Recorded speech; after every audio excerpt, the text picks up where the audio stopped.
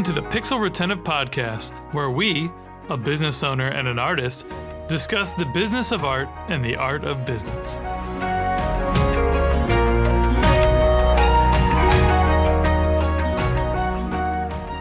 Hey friends, I'm Carl, founder of Epic Made, and I'm the host of the Pixel Retentive Podcast, where we share our thoughts on creativity, art, and business.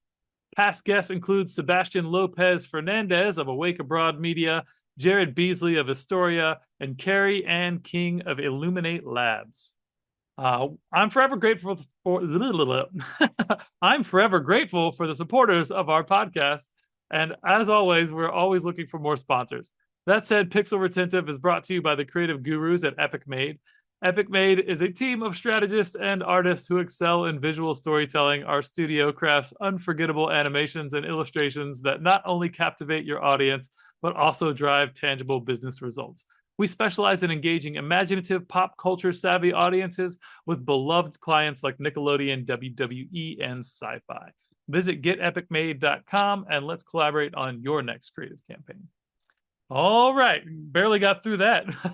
But with us today, we have Tim Beattie. With over 20 years as a global agile and lean coach, Tim's all about intent-based leadership and collaborative goal setting, driving teams to build cross-functional, innovative architecture.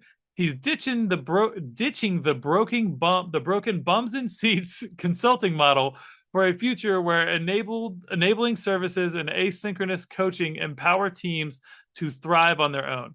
Tim's mission: to inspire teams to think bigger, act bolder, and achieve more together. All right, Tim, welcome to the show. Thank you, Carl. Thanks for having me. It's super excited to be here. Yeah, man, it's going to be fun. I can't wait to pry into this a little more. There's so many broken systems in our business models and just ways of thinking, and we saw that sort of erupt and fall apart a lot in COVID. And I think coming out of the other side, a lot of these types of mentalities and things that, just in your bio that you're talking about here, absolutely going to start championing the way, and people are going to start expecting them more and more, as we don't want to be owned and stuffed in a little chair and pretend like we're productive workers for 8 hours a day. But anyways, but before we jump into our subject a little more today, I want my audience to get to know you a little bit better. So how long have you been in your industry, and what project are you most proud of so far? Oh, wow.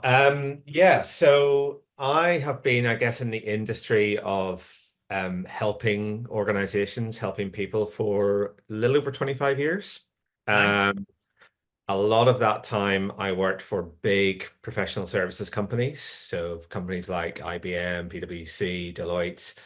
And for a long time, probably the best part of 18 years, I was in delivery roles. So I was deployed into deliver projects.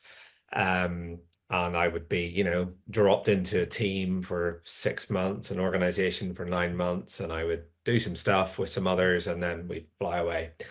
About 7 years ago, I transitioned into more of an enablement function, so away from being delivery and more about enabling others and help them perform long-lived themselves and seed long-lived high-performing teams inside organizations. And those are the teams I'm most proud of, because yes, it's great to work on a project and deliver, an application or a website or something, and it's cool to walk away from that. But it's even cooler to walk away having done that with some people and know you're leaving those people behind to kind of carry on the reins and evolve that product further. So there's a bunch of those in my last company, Red Hat Open Innovation Labs, where we worked with them just for 6 weeks, 8 weeks, but we seeded that long-lived high-performing team, and they're the ones I'm most proud of, and love doing more of that stuff at the minute, which is what I'm doing in my own company at the moment. I love that, man. That's exciting. Sounds like you've been in the trenches of the worst of giant corporations in terms of how just stodgy, stale, this is how we've always done it, and we can't do that. It's too risky, and all the red tape bullshit that you see on the end, it's endless and deep. Oh yeah. I had one corporate job that I quit because it was just too much. I couldn't the like I value my freedom so much and my ability to creatively think and all that, and I couldn't thrive in that environment at all. Like it just crushed my soul every day. Like so. Anyhow, that's really cool, man. I love the idea that you have create something that's foundational, that isn't like, hey, I came in here and you need me. Like, I'm going to help you make this thing so that it'll set everyone free to grow and expand and make this even better than I ever could, helping you. And over the years it becomes even more amazing, right? That's really beautiful. So I love Yeah, that. yeah, absolutely. Awesome. So what we're going to be talking about today is turning teams into goal crushing machines. That's a powerful statement, Tim. Let's talk Yeah. about that some. Yeah, do you know what? It's over my career, especially think back to whenever I was a junior developer and tester and architect and those kind of roles. And I would get dropped into these organizations, and no one would tell me what the bigger picture was, what the big thing was that we were helping the client build. I remember one, and I was like a C++ developer, and I was given these specs and just told the code, just change these classes into this, whatever, and make it this function do this. I would do it, and I would, bugs would be raised and whatever, and I didn't really understand how the whole thing hung together. Now that particular project, it was a telco company. It was, I don't know, showing my age here. It was back in the early 2000s, and when I went to the big go live party after 9 months of working really hard, right, and working, through the night, sometimes weekends on these C++ classes, whatever, and finally there was this big launch party, and I met all of the people from marketing and sales and product. And they ran the TV spot, the TV commercial that we were going to launch. And it was this whole idea that you could customize your tariffs and, have so many minutes of time, voice calls, and so many gigabytes of data. And before that, that wasn't possible. Nobody told me that's what I was coding. Now, I did not understand that, right? And if I had, honestly, I'd have enjoyed the whole process much more. I'd have felt, okay, I can see how what I'm doing is actually going to help some of my friends out. It's going to it's going to just connect to purpose a little bit more. Sure. And I think I might have ironed out some of the problems if I just understood. So this whole thing about a goal crushing machine, it means I understand what is the bigger goal, what's the thing that we're all working towards, what's the bigger purpose. And I just think when people understand that intent, that goal, they can just orient their work a bit more around it. And I learned the hard way. I learned in by not really ever being connected to that bigger business purpose. And now I've had the opportunity to do it. I just see how much it helps people become more higher performing and just love what they're doing because they see the value that they're going to end up delivering. Yeah, and you never know what dots you can connect when you have the big picture, right? Like what Yeah. innovation comes from understanding the whole thing. And you're not the first person I've heard say this. And I think that's been the standard in development for a long time. It's like, oh, well, we're going to protect whatever. I guess from the top down, it's like, well, they don't need to know. We're going to keep everyone on a need to know basis. And they can just sit in their little corner and punch on their keyboard and fix our little problems that we tell them we have. But like, that's like undervaluing the human capital that you have all the way across the board. Like every one of these people are smart and have their own unique skill sets and their own unique perspective, and appreciating that everyone having the full picture can add so much more. And even encouraging cross collaboration between departments, I think, is monstrous. And you see a lot of success. I'm sure you've seen a lot of success with that.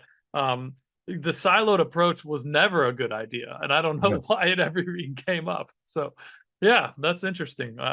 So what are some of the, have you ever like been a part of one of these teams or seen good examples where it's like, hey, this thing came up that was like would not have happened if we didn't have these intentional collisions? Or you have any spots of that? Yeah, I mean, quite a lot of that. I look at at organizations that invest in things like platforms, right? And they go and spend a ton of money on a very shiny development platform or marketing platform or sales platform, whatever it may be. Yeah, And they install the platform, they paid a huge license fee, and then they bring some consultants in and they set all of this stuff up. And then actually, what you learn 9 months or 12 months later, what I've seen is everybody is cursing and swearing about the platforms because it's so clunky and it doesn't allow me to do this and it doesn't allow me to do that.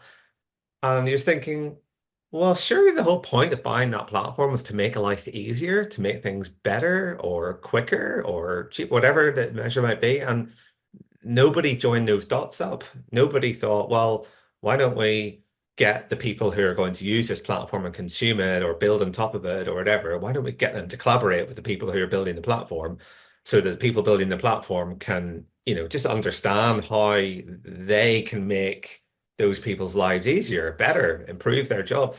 And it's still happening today. I see development platforms being put in place without any kind of collaboration, without any kind of joining the dots.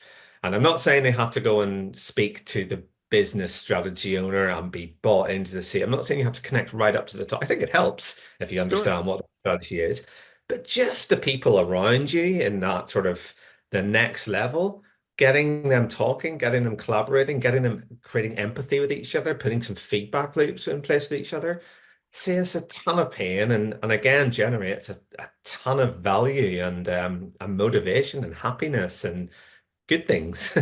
Agreed, agreed. It reminds me of a story that's sort of cross-related. I wonder if it's a similar symptom, but like they built a new art building at the school I went to college at, and I was talking to some of the design professors, and they're like, they built this entire multi-million-dollar building for the art department, and no one on the art staff was consulted at all. Like literally half the rooms are like, this doesn't work for this type of medium. Like this is literally stupid. Like there's no, and it seems like the symptom of the same problem, right? Like you have people making decisions about things without consulting the actual people who have to utilize this stuff, right?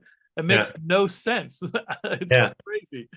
And you think, oh, need to know basis, but what we're not talking about, weeks and weeks of it. We're talking like, a few 30-minute conversations, maybe just a couple of focus interviews, the Yeah. opportunity to share a little bit of a demo and bit of, oh, we're building this, can I show you and just get a bit of feedback and I'll buy you a coffee in return. That's all we're talking. And it can make a huge amount of difference if you can just put some practices like that in place.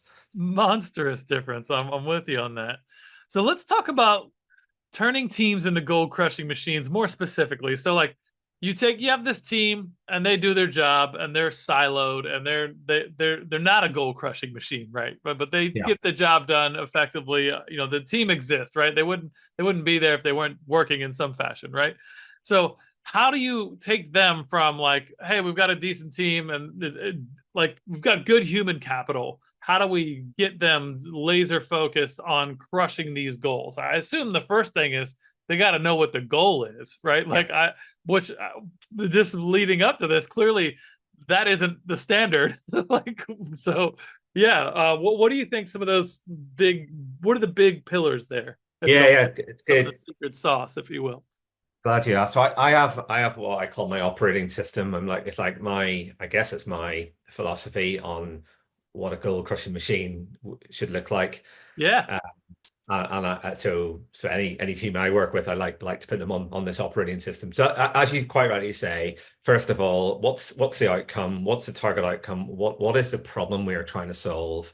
What is the challenges we're trying to overcome or the opportunities we're trying to seize? And just getting alignment and shared understanding of that alone is a huge step in the right direction. Yeah, just even the shared language, can we agree on a one line that we can put up on the wall on a big, huge piece of paper and all stand behind that and say, that is why we're here. That's why we're here. Rally So that's behind the cause. Yep. absolutely. Yeah, exactly. Let's do that in our team. And let's all say, great. And that's just such an important ritual. Step two is how are we going to measure progress towards that goal? How are we going to know we are one step closer to that goal tomorrow than we are today or next week as we are to this week? And I think goal setting's been around for a long time, but measurable outcomes, and there's some nice frameworks and tools and techniques to help you do this, but it's like, can I come up with three, four, five little needles, little indicators that I'm going to see move over time? So I'm trying to get away from people thinking I've got this task list that I need to tick off all of my tasks. And when I've ticked off those tasks, I've met the goal. I want to move to I've got these indicators, or we've got these indicators, and we're now going to go and try and work out if the things that we think are going to move the indicators do move them or not. So everything's about measures, everything's about moving the dial and finding out if, as a result of trying different activities, different tasks, different outputs, different experiments, whatever, do the needles move or not? And are we confident that if all of those needles have moved, those three, four, five, yes, we all agree. Well, if they've all gone that way, we've hit the goal. So the operating system, shared goal, ways to measure progress towards a goal, then understanding what are the activities, what are the repeatable methods, because that's very useful data that are helping move the needles, because that will help amplify us in the future. And then the final part is connections. How can I connect my team's needles to another team's needle, right? Their measures. And how can it's like imagine like a gear system. If my needles start moving, I'm in a platform team, it means that this team who've got a different set of goals, different set of measures, but if they start moving, we can help that start moving. And that's the operating system I try to put in place, starting with a team, connecting it to another team, then connecting to a higher purpose team, then connecting it ultimately to a strategic team. And this is how we're kind of starting to join those dots and how we don't just become a goal crushing machine, but a machine of machines or a team of teams. I love that. I love it. You have something in here about measurable outcomes and OKRs. What is an OKRs? Yeah, so OKRs, OKR stands for objectives and key results. Okay. It's a framework, a very simple framework. It's kind of what I just described there. It's quite famous in Google. I think all Googlers use OKRs, and their teams have got a set of an objective, a kind of qualitative statement about the objective or the goal they're trying to achieve. And then the key results are the measures. This is how we're going to know if we're making progress towards those. So OKRs sort of became, I mean, they've actually been around for quite a long time. I think in the 1970s they started in Intel, made famous in Google. Lots of companies try them. I think a lot of companies struggle to use them. They sound so simple, don't they? You just write an objective, 3 to 5 key results. But for various reasons, people still fall back into that trap of writing tasks rather than key results, not making them measure, not sticking to checking in regularly. That part where I said let's check in and find out whether the work we're doing is moving the needles. So they fizzle out or not connecting them up. So very simple framework, often poorly executed, as I find. But when they work and they start to cascade across the business or the organization or even multiple organizations, really, really powerful at achieving great outcomes. I love that. How does that differ? I assume it's slightly different from a KPI or a key performance indicator. Yeah, good question. So the way I like to explain the difference, imagine I'm in Virginia where you are, and I want to drive to New York, and I get in my car. When I'm driving to New York, I will look at the dashboard of my car. I will look at lots of metrics on there, like the fuel gauge, the speedometer, the temperature gauge, all of that. They're like KPIs, right? They are giving me health information about my vehicle, right? Um, I also use my satellite navigation because I say I want to go to this address in New York. It is giving me real-time directional data about whether I'm getting closer to my goal or not. That's like an OKR. And if I go wrong, which I often do when I sort of mishear or whatever. It kind of self-corrects. It says, okay, well, now you need to do this. And you thought you were going to get closer, but you're actually further away. So now you need to do that. So I also say I need both of those, right? I can't rely just on the petrol gauge and say, right, I've got to drive 200 miles east and I will arrive at my destination. I need the sat nav, but I also need to understand if my vehicle is still healthy and it's not going to run out of gas and things like that. So this is where kind of KPIs, that kind of health metric, longer term, keep an eye on, that everything's performing as it should. OKRs, directional. Am I going into the new direction I want to go? Can be short-term focused. And then when we get there, maybe it falls back into being a KPI. Uh, Amazing analogy. Thank you. That was crystal clear. I love that. Yeah. Clearly, you've mentioned that once or twice before I in have, yeah. your career. Cool. So like, I'm familiar with systems like the EOS system. Are you familiar with this? I have, yeah, I've heard of it. I haven't used it that much, but yeah, I've heard of it. Okay.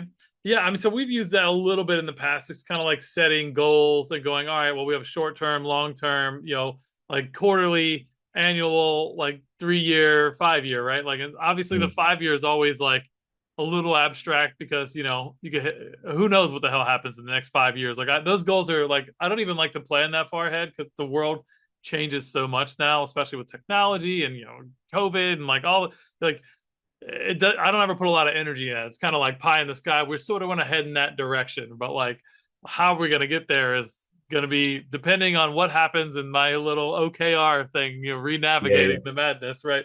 Um, so yeah, you set the goals, you have measurable, KPIs and OKRs, and then you set up these repeatable methods that move the needle, right? So that and I assume you apply the very scientific method to that of like, here's our hypothesis. We're testing these variables.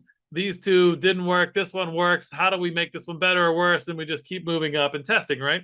But You how got do you it. get the machine of the team to be the machine that's executing that? How do you get people into these routines and change the mindset of I got this checklist. Like the checklist doesn't matter if it's not moving the needles on the KPIs towards the OKR, right? Like, Yeah, good. So I think the first thing is to involve the team.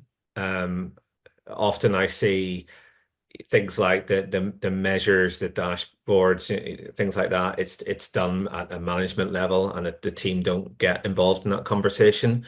I love to do a little ritual when I'm coaching teams, kind of half an hour, not even that per week, where we're literally going down key result by key result or measure by measure and say, look, did the needle move in the last week? What is the new number? Um, and maybe if we're a bit more advanced, we will have come prepared and we will have updated those numbers before the meeting, or we'll even integrated from the system that we get that data from. And so that we can focus on having a conversation. Yes, the needle moved. It moved from, 50 signups to 100 signups in the last week. And it's like, great. What happened in the last week to move that needle? And the team should absolutely be involved in that conversation because they did the work. They were involved in that. And I say, well, we ran this marketing spot and we put this promo on. Okay, let's capture those activities. Um, and if the needle didn't move, is there anything that blocked us, or did we just not get to it? And it's very quick, so we're getting into did the measure move? What activities drove the measure? Were there any blockers? And if we can limit the number of key results at any one time, I like to do sort of 3 to 5 key results for up to maybe 3 objectives in a quarter, say. It means we can keep that to, a 25-minute, 30-minute ritual. If we do that week after week and it becomes a ritual, it's like brushing your teeth or brushing your hair. It starts to become a habit, and we start to program our brains a little bit more into being measurable outcome thinkers. And we're now starting to make the connections. When we did this, it moved the needle. When we did this, it didn't move the needle. And as we get into that ritual more and more, and we start to identify the patterns of success and the patterns of blockers, we continuously improve, and the teams get better and better, and the teams feel better, and they want to be a part of this cool engine. So the teams really become a part of the machine, and they start to think in the way of that operating system, and they're no longer working on this is what I got to do. It's these are the measures I'm trying to move. These are the goals I'm trying to crush. And this is how it connects to a bigger purpose. And that starts to become cognitive almost and embedded in the way we think. Okay, love that. So what are some of the best practices for setting the right goals, right? Like obviously, like, oh, we want revenue of this amount or profit of this amount or signups of this amount, but a lot of times there's underlying goals, at least I think that, I'm speculating here, that drive those needles Yeah. that we should be concentrating on. Hey, we need better social media content engagement that'll drive X, that'll do Y, and then people will sign up, right? So what do you have any best practices on like sort of setting those goals? Yeah. So bit of a shameless plug here, but there's a repository of practices that I and a bunch of others kicked off a few years ago called Open Practice Library.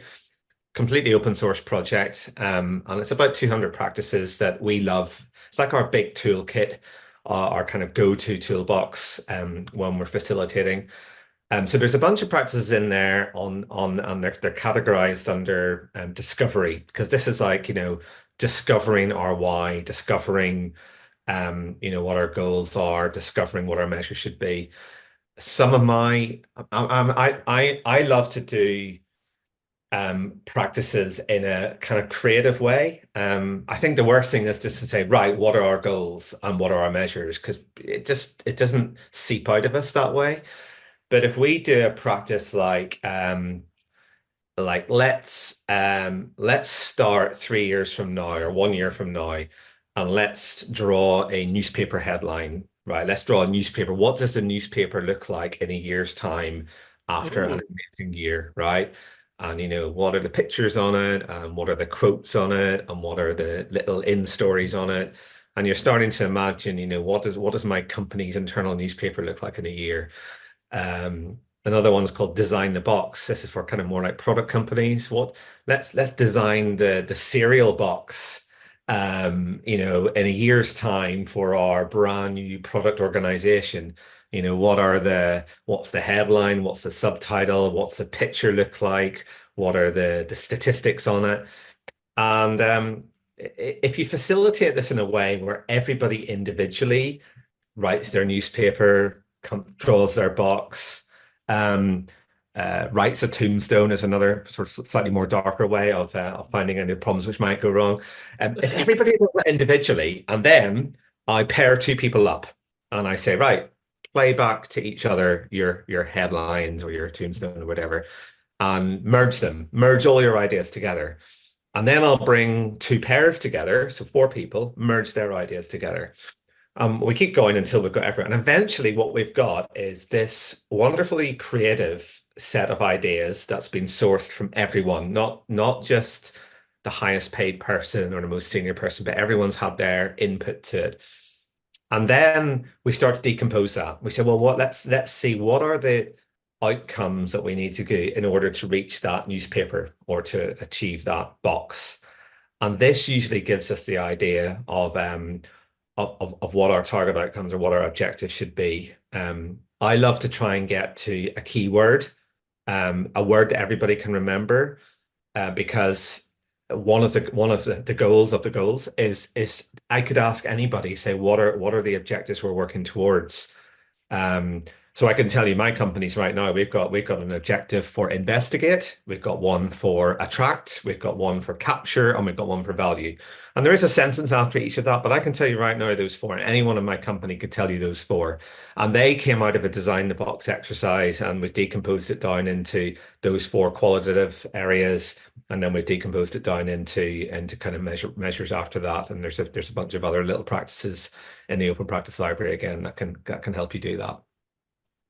What a lovely answer. Like as a creative company, right? Like we are always illustrating and animating and creating cool things and setting goals.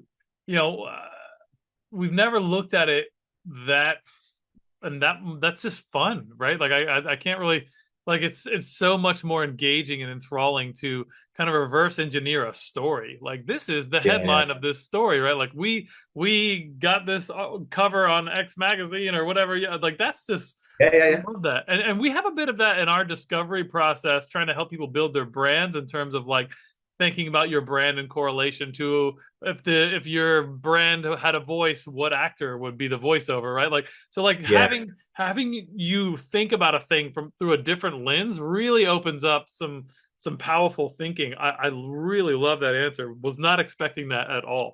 That's I think people love to do things that they did sometimes when they were like younger, a child. So I think, drawing a newspaper, Legos, right? I love playing with Legos, getting people to play with Legos, because you can be really creative and express and just get out of that, boring side of your mind a little bit. So depends on the audience, but I find most people I get more out of using some of those more creative exercises that I've probably borrowed with shame from the creative industry. Oh, it's fine. I think all people are born like you ever met a kid that doesn't love to draw or create or dream or think or I know.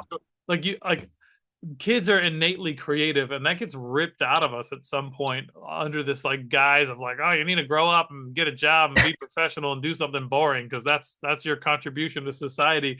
And there's only Yeah, some of us that maintain and protect that little sphere of creativity. So I think when you reawaken that in people, it's always a good thing. it really Because is. it's in everyone. Like human beings are Totally. innately creative, communicative creatures that love storytelling. Like that's the only reason we build culture in societies. Like we started with that like ability to tell stories, right? Yeah, Like yeah, no other like other creatures can communicate with each other. Like we're not the only ones with language, right? But we're yeah. the only ones that we know of that really tell stories, right? And that like opens this whole world of thinking and opportunity that I just think is amazing. Um, Totally. so what are some I mean I'm deeply enthralled in this one. I don't usually have this many good questions. But all That's right, good. so let's say you go through the process, you make these goals. How do you figure out like at some point like, hey, this was a bad goal? Like, does that ever happen? Like, hey, we set All this the time. goal, we're pushing it, we moved the needle, it didn't do anything. Like, it didn't have the result we were expecting. Like, let's talk through some of that. Yeah, yeah. To be honest, that happens more often than not, especially when you're adopting this mindset and way of working for the first time and you're learning it. And there's a lady called Christina Wodka who wrote a book called Radical Focus. Um, and she says with her clients, she's a big OKR coach and one of the most famous in the world. And she says, she warns her clients if you sign up to for me to be your coach to implement OKRs, the first time we do it, it will fail, which is a pretty transparent and brave statement to make when you're, selling professional services. But she's right. Ways to find out. The most important thing is not to fail, but to learn and to make sure the next time we do it better and we iron out some of those niggles. So practices, I mean, still for 20 years, my favorite practice is the retrospective.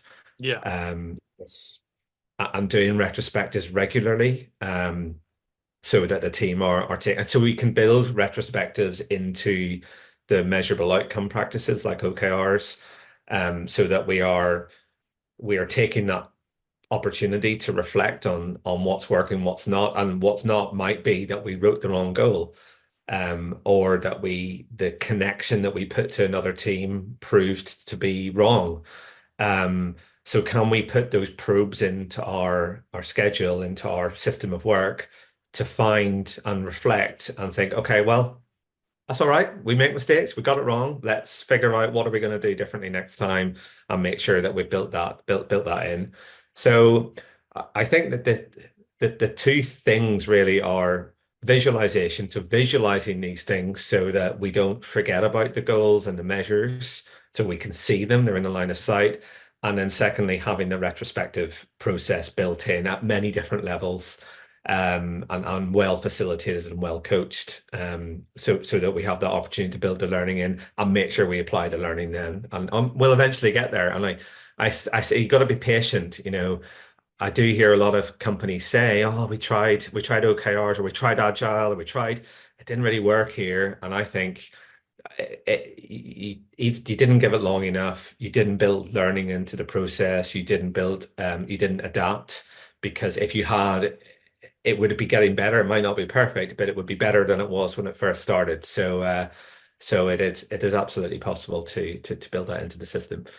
Yeah, it's like the idea that you get out of something what you put into it, right? Like, oh, I lifted Yeah. weights one time and didn't get real strong. It's like, well, you have to lift until failure to build that strength, and it's the same kind of consciousness of like, you don't ever fail at something till you quit, right? And if you Yeah. keep learning, then you're not failing, right? You're just Yeah. figuring out the right way, which if the right way was easy to find, you would have had it already. So like you should be expecting some discourse. I love that frame of thinking that's like, hey, the first time we do this, it's going to suck. It's going to fail. Yeah. Right? Like expect that, right? I almost want to adopt that in the marketing sense of like, hey, we're going to make an ad for you. Probably isn't going to be great. It's probably not going to achieve what you hope it will the first time because we don't have any data.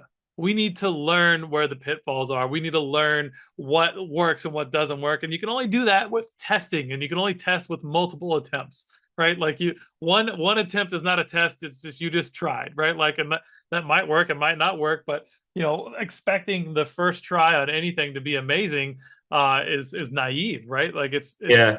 very naive, right? That almost never happens. Like when you see an overnight success at anything or a first try success at anything, it's because they pulled on the skills of the 50 other things that overlap with this thing to execute this one thing. But it isn't what it appears to be that like, oh, it was just easy. Like, Yeah. And I yeah. think the other thing is by making that brave, bold statement up front, you're setting a good tone for transparency, for openness, for honesty, for safety. If you're saying this to your client, you know what, it's going to fail, it's not going to work, it's not going to be perfect first time. Um, it's saying, look, this is the way we need to be with each other, that when things don't work, we're just going to say it, because then we're going to do something about it, and we're going to put the data and the metrics in to continuously improve. And again, a lot, especially bigger corporations, that safety is not there. You wouldn't dare say that something's going to fail. You couldn't say that. You wouldn't dare report that the needle's moved the wrong way. It wouldn't, it's inconceivable to do that. So I think that kind of that foundation of psychological safety and openness and transparency is a core ingredient for this whole system of work to work effectively, and really needed. So yeah. Absolutely. I really love that. I feel like I find some way to say this on almost every episode, but I love this saying. And it ties into this. It's like the difference between the beginner and the master is that the master has failed more times than the beginner has even tried, right? Like that Yeah. is so profound with anything That, you do, right? Like if you're going to be a great artist, you know what you need to do? First and foremost, make a bunch of shitty art. Like you just need to draw and just put it out there and try and go, oh, this is where I failed. And let me go learn how to make that better. Let me find some resources. Let me get some better information, use this data. And like, it's the same kind of consciousness that you can apply to all walks of life and setting the good communication ahead of time with your clients is a good foundation for any partnership. Like anyone that's ever been in a relationship with a significant other for any amount of time, the best thing you can do is be vulnerable, be real, and communicate your ass off. Talk, set great expectations, but then communicate about when those expectations were failed and why, and deconstruct that whole thing. And that just makes everybody more comfortable. And then you can have a happier life together, whether it's in the business relationship or with your partner or like any of that sort of stuff. love Um, that. That's great. yeah, Yeah. yeah. It's Yeah. it's funny how many analogies work great from like relationship advice to business advice, right? Because it's all about relationships, but like Yeah. when you think about things from respect and communication and like transparency, like that's what builds great relationships. And terrible Mhm. business relationships have none of those things, right? Yeah. And you only have to sign a couple deals on either side of a terrible business relationship where it feels terrible and you get a little PTSD about it, So, but I love. You've got me thinking about my relationship now at home, my wife, and whether I can put some goals and some measures and some needles in there as well. Not quite sure how it'll go down, but yeah. And then there comes the emotional parts of relationships that don't translate quite as well to your home life. Yeah. Yeah, I could imagine that going horribly awry. Yeah. If But they the really foundation failing will on have this to come key with you. Yeah. performance indicator here, like, yeah, Yeah, well, let me exactly. tell you why that key performance indicator. Maybe it works. It'll be a rough transition. Yeah.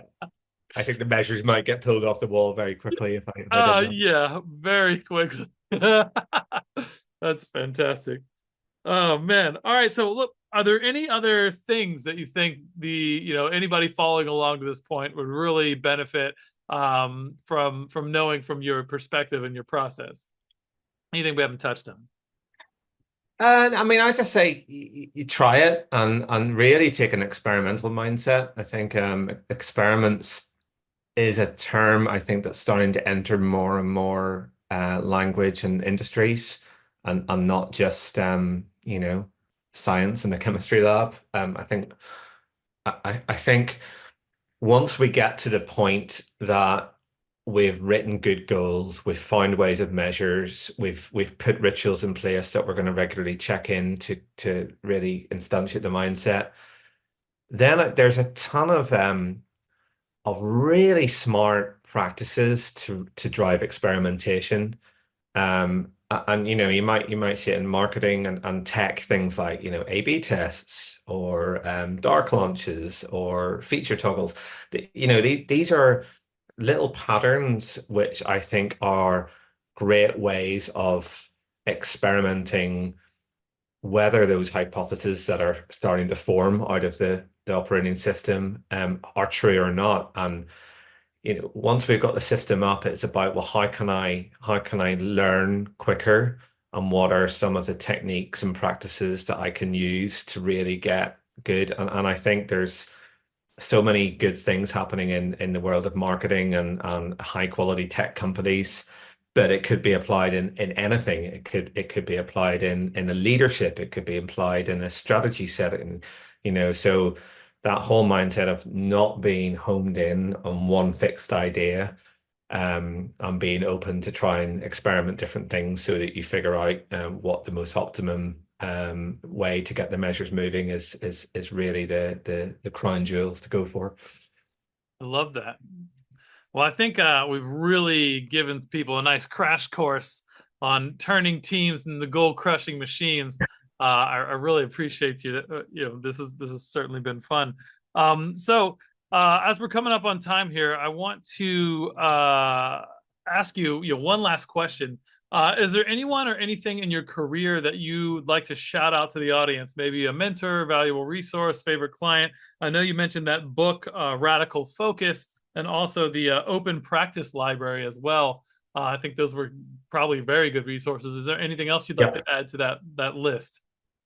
Yeah, I mean, I would probably struggle to highlight individuals. I mean, yeah, look, there's great thought leaders. I've had great mentors and leaders. Any of the leaders I've worked with, I'm still in touch with now, and those are not, in fact, I hugely appreciate for shaping my thinking and the direction I've gone, and still do that.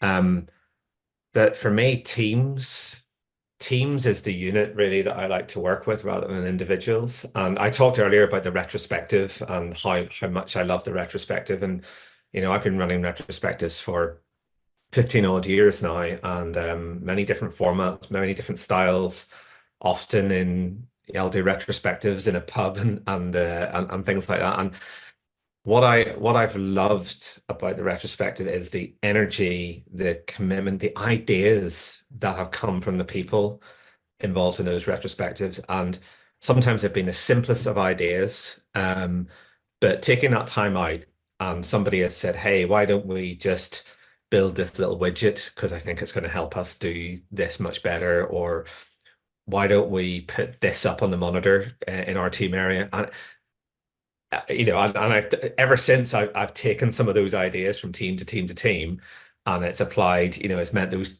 every team is getting higher and higher performing.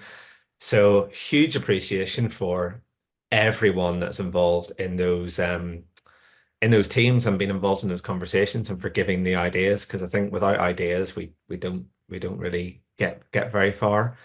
And I mentioned Open Practice Library. So and this is the thing. When I was at Red Hat, I learned about a lot about open source and open communities and communities in particular. I guess it's a build on teams. You know, the amount of amazing content that people contribute to open source communities. You know, whether it's like a technical platform like Linux, whether it's like a Wikipedia, whether it's open practice library in this case, collaborative practices, the fact that people give up their own time to contribute that, it's like, again, it gives me a huge lift in terms of the stuff I do day by day. So ideas and practices being contributed in by teams and communities is who I give a massive appreciation and thanks to. Well, and I love that. And it just reminds me of like the core of what Web3 and this whole blockchain community thing's about. I don't know if you're in that space at all, but I'm a huge advocate for it myself. And that's at the core of it, right? Like, how do we build a better society with this technology for everyone? And hey, I've got a little extra time, so I'm going to chip in my 2 cents over here and put a little effort in it. So it's pretty cool. Love that. And I want to give a big thank you to Badassery once again, who connected us with Tim. Awesome organization over there. All right. Yeah. So we've been talking with Tim Beattie, who is the CEO and co-founder of Stellafai, right? Correct? Yep, cool. That's the one. Stellafai. What was that? Stellafai, yep. There it is. All right. Yep. You can check out their website at stellafai.com. But if listeners want to follow up with you directly, where should they go? I'm pretty big on LinkedIn at the minute. Do a lot of LinkedIn, so you can find me TDBEATTIE, so TD Beattie. Or you can chat to me through our platform on Stellafai. We have a free platform that people can access to, and you can contact me as a coach and my colleagues as a coach on that. Or you can reach me by email, tim@stellafai.com, STELLAFAI, so tim@stellafai.com. Awesome. And we'll put a link to your LinkedIn page in the description below as well. So perfect. Thank you. All right, Tim, thank you so much, friend. And thanks for being on the show. Until next time, we'll see you guys.